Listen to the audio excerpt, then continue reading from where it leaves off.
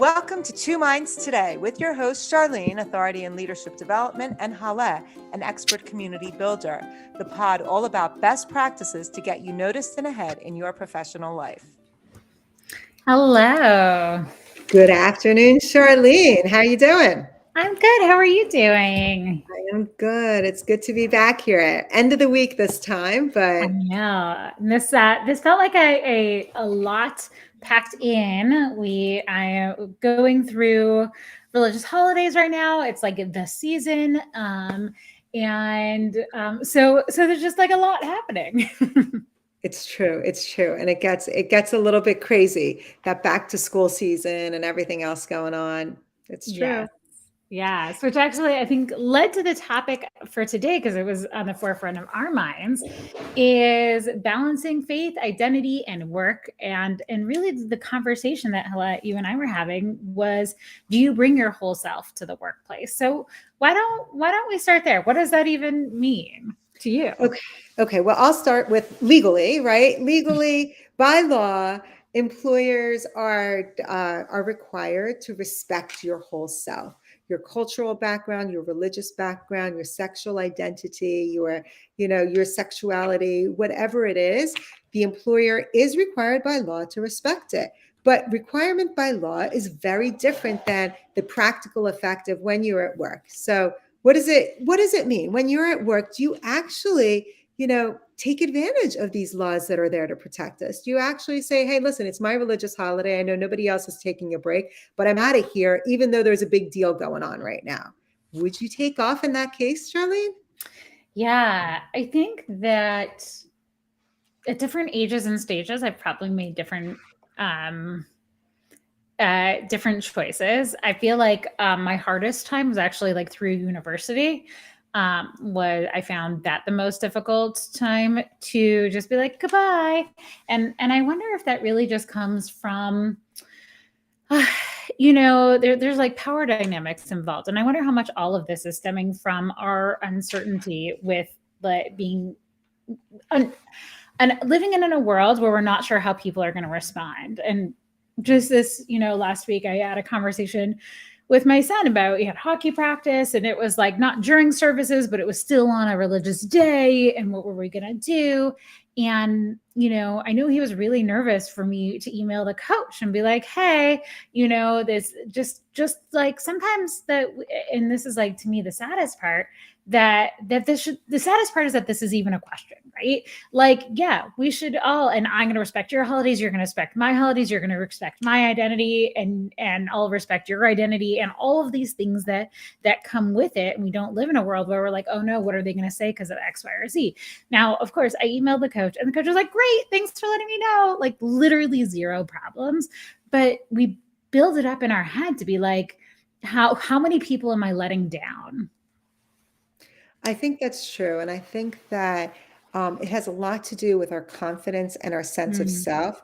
And in America, I do think that a lot of people's identity is wrapped into the profession that they have. And I think part of this becomes a struggle between, what is your identity? Is your identity this new professional identity that you're creating through your career? Or is your identity the cultural, religious, sexual, heritage background, whatever it is that you have?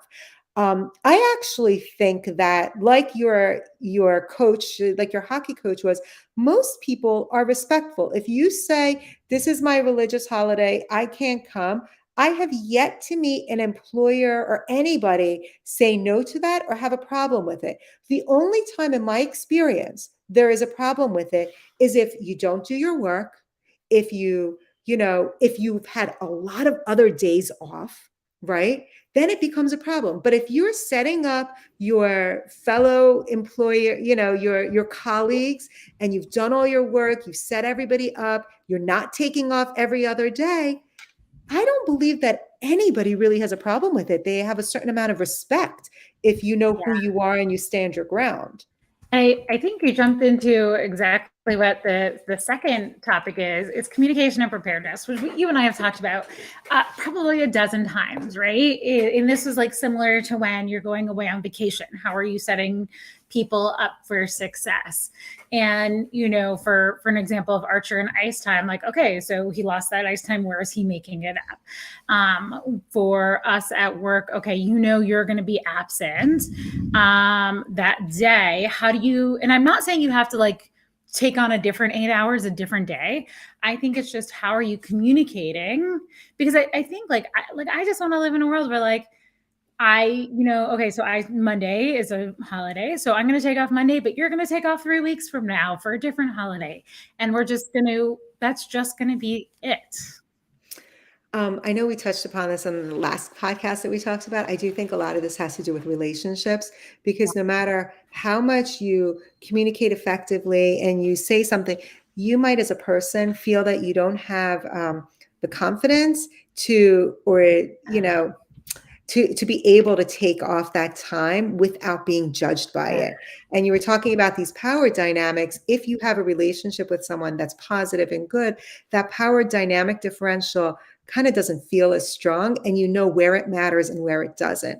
And if you don't have that collegial relationship, not just like effective communication, but something where you feel comfortable and confident with your boss, with your coworkers, with your colleagues, then it doesn't become as big of an issue.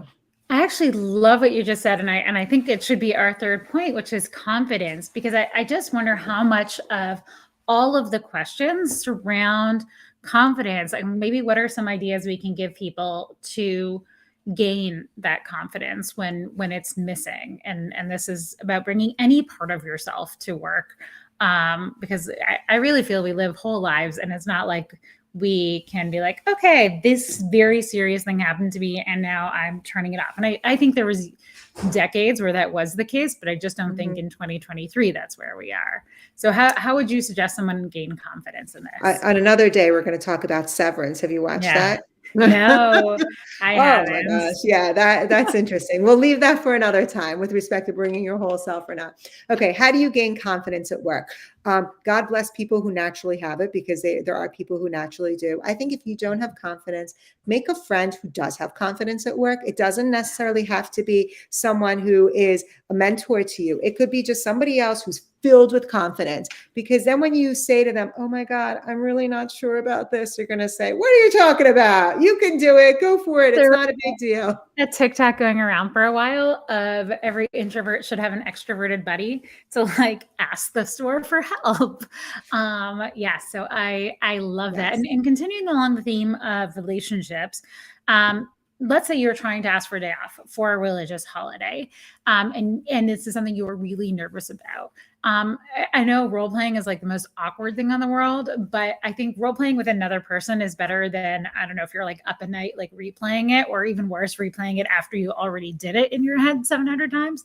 And so just, write out a little script for yourself, find someone to go over it with, and then, state it confidently. And I think there's also something to be said for, by taking the days we need, we are going to do a better job on the days we are there. Because otherwise people, and if you're a supervisor or someone, your employee will just end up being resentful of you, right? They're just going to say like, forget it, I'll find somewhere else.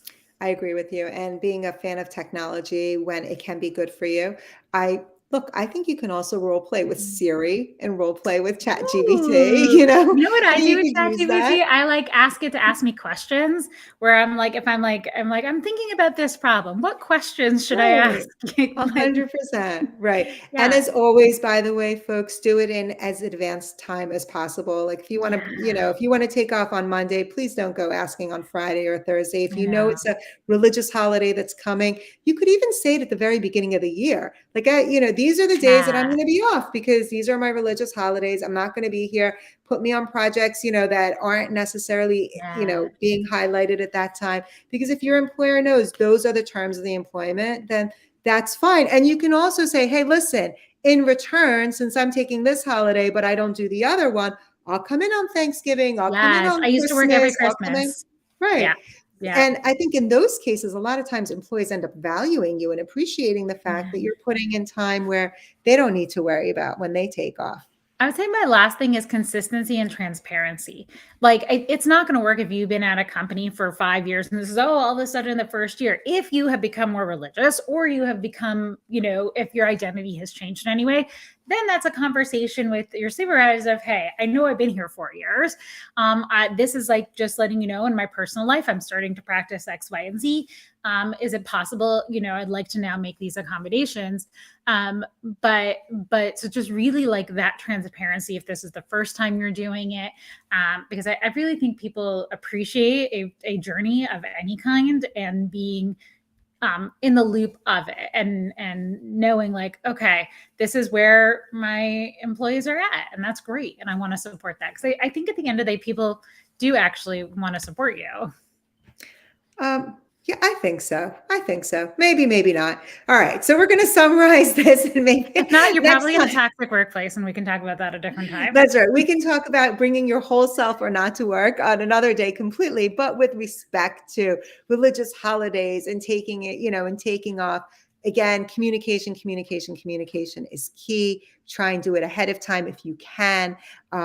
Set your colleagues up, as we've talked about before, and confidence. How do you gain that confidence? Role play, great idea that Charlene gave. Find yourself a buddy. Every non-confident person should have a confident friend. Yes. All right. Thanks, everyone. And we will see you next time.